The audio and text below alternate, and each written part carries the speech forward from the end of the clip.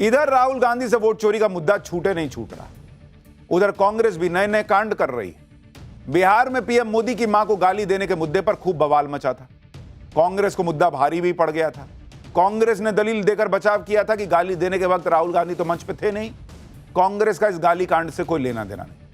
लेकिन अब तो बिहार कांग्रेस ने पीएम मोदी और उनकी मां का एआई जनरेटेड वीडियो जारी करके खुद को फंसा दिया। कांग्रेस ने कौन सा वीडियो बना डाला है, आप एक बार देखिए कि किस लेवल पे ये पॉलिटिक्स जा रही है।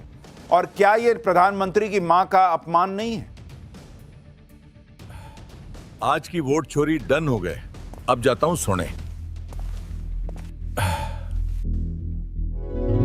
अरे बेटा, पहले तो तुमने मुझे नोटबंदी की लंबी लाइनों में खड़ा किया, तूने मेरे पैर धोने का रील बनवाया और अब बिहार में मेरे नाम पर राजनीति कर रहे हो।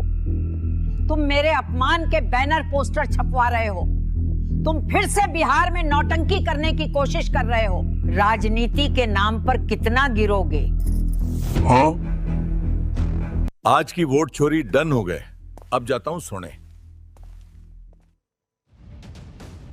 यह वीडियो किसी और ने नहीं, बिहार कांग्रेस ने सोशल मीडिया पर डाला है।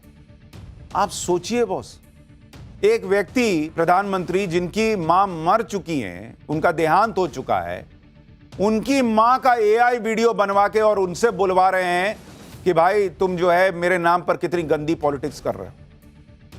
क्या है ये? कांग्रेस और राहुल गांधी नरेंद्र मोदी के खिलाफ जो भी मुद्दा उठा रहे हैं, उस मुद्दे पर वो खुद ही फंस रहे बॉस। पब्लिक को यह पसंद आएगा कि एक व्यक्ति जिनकी मां इस दुनिया में नहीं है, उनका एआई वीडियो बनवा के इस तरह की बातें बुलवा रहे हो आप। लेकिन ये सिर्फ कांग्रेस नहीं, बाकी इंडी गठबंधन का भी यही हाल है। इंडी गठबंधन की नजर तो इस वक्त नेपाल पे खास तौर पर है। ये लोग आस लगाए बैठे हैं कि भाई नेपाल जैसा कुछ भारत में हो जाए।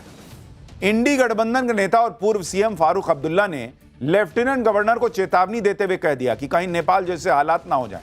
सुनिए क्या कह रहे हैं। यहाँ कॉन्स्टिट्यूशन है, उस कॉन्स्टिट्यूशन की हिफाजत लेफ्टिनेंट गवर्नर को भी करनी है, और अगर उसकी हिफाजत नहीं करता है तो मुझे अफसोस से कहना पड़ता है उनको डरना चाहिए जो नेपाल में हो रहा है। नेपाल की सिचुएशन कैसे खराब हुई?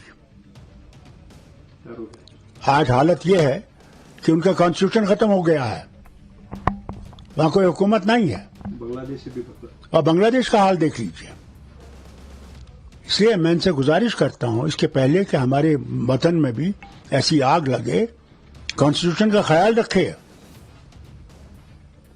और उनके हदों से बाहर मत जाइए।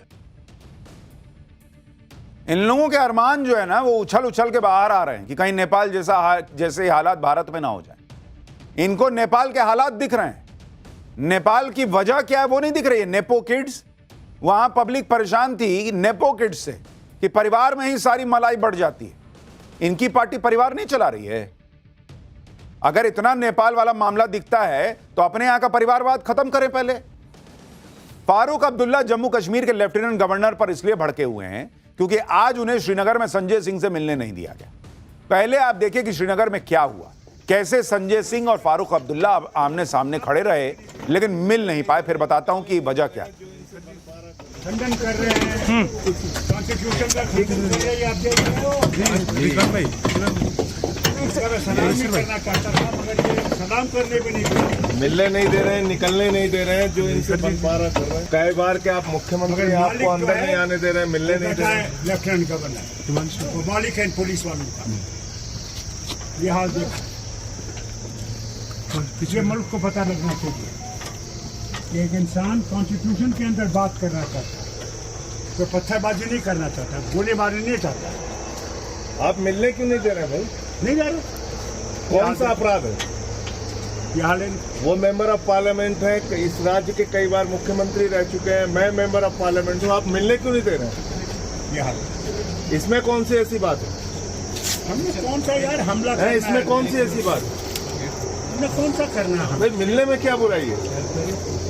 खैर खैर पूछनी है, कोई मैंने करनी नहीं है। आप इतना भी नहीं चाहते देखे कि मैं इसका हाल, मेरा दोस्त रहा है पार्लियामेंट में, इतने साल। अच्छा संजय, खुदा हाफिज। तो ये क्या परेशानी, मुलाकात तो करने दीजिए। अब संजय सिंह और फारूक अब्दुल्ला को मिलने नहीं दिया गया। आपको इस वीडियो के पीछे की पहले कहानी बताता हूं। आम आदमी पार्टी के नेता संजय सिंह श्रीनगर के सर्किट हाउस में थे। संजय सिंह का आरोप है कि वो डोडा से आम आदमी पार्टी के विधायक महराज मलिक की गिरफ्तारी के विरोध में प्रेस कॉन्फ्रेंस करने वाले थे, लेकिन जम्मू कश्मीर पुलिस ने उन्हें गेस्ट हाउस से बाहर ही नहीं निकलने दिया। जब जम्मू कश्मीर के पूर्व सीएम गेस्ट हाउस के बाहर आए तो उन्हें भी अंदर नहीं जाने दिया। इस घटना पर अरविंद केजरीवाल भी भड़क गए, और भड़कना वाजिब भी है। भाई, आपको लग रहा है प्रेस कॉन्फ्रेंस नहीं करने देना है, मामला वहां पे भड़क सकता है, वो समझा जा सकता है, लेकिन संजय सिंह सांसद हैं, फारूक अब्दुल्ला सांसद है, ये मिल लेंगे तो क्या हो जाएगा? ये तो बड़ी बेसिक सी बात है भाई कि इनको क्यों नहीं मिलने दे रहे हैं आप? संजय सिंह गेट पे खड़े होकर उधर फारूक अब्दुल्ला से इधर उधर से बात कर सकते हैं, और फारूक अब्दुल्ला अंदर जाके सोफे पे बैठ के बात कर लेते तो क्या हो जाता? तो संजय सिंह सवाल तो ठीक पूछ रहे हैं कि भाई मिलने क्यों नहीं दे रहे हैं, और इसीलिए अरविंद केजरीवाल भी भड़क गए। अरविंद केजरीवाल ने कहा कि श्रीनगर में तानाशाही चल रही है क्या? इंडी गठबंधन चुनाव में तो नरेंद्र मोदी को हरा नहीं पा रहा, और इसलिए ये लोग जब ये बात करते हैं नेपाल वाला, तब लोगों को गुस्सा आता है कि नेपाल वाली बात क्यों करते हो भाई? इंडी गठबंधन तो मोहन भागवत के भरोसे था कि 75 साल होने पर पीएम मोदी को रिटायर होने पर मोहन भागवत मजबूर कर देंगे, लेकिन आज इंडी गठबंधन को एक और झटका लगा।